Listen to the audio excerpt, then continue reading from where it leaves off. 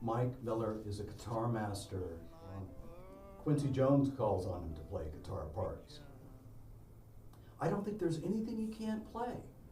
I've seen him play flamenco guitar, I've seen him play jazz guitar, I've seen him play speed metal. The guy is incredible. He's the guitar player's guitar player.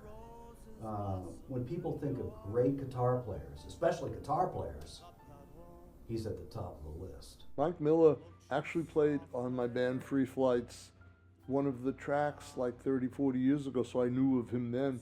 I mean, he's just a fantastic guitarist. I saw him just 6 months ago with Scott Kinsey's band, who's one of the great fusion keyboard players out of the tradition of Joe Zawinul, and he just was tearing it up. But this guy can do anything on the guitar, and he's just a sweetheart. And you could feel he loves music, and he's fearless when he plays, and very supportive also. If you notice with each of these guys, and I think that's what Michael felt, he knew these people with the infrastructure for the music he wanted to do, because they're pretty much egoless when they play. That's a good way to put it. Billy Steinway became a friend of mine. You talk about supportive, he would get on those keyboards, and whatever I played on the piano, he made sound golden. He just has the knack of what string parts to play, how little and how much to play, when and where. And he's a master of that, and that's why so many people use him on record dates. It was Gary and Mike Miller and Tom Fowler and Brandon and that breathed belief back in me.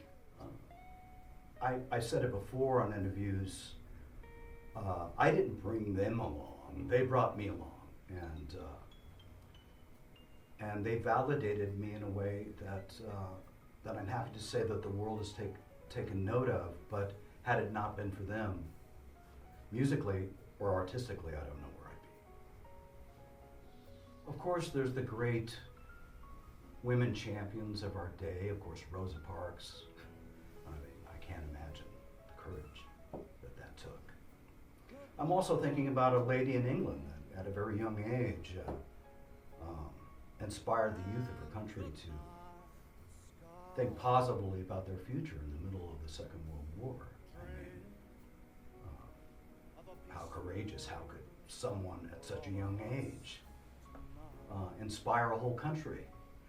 But I also think about my wife and the strong women that have come into my life and impacted my future.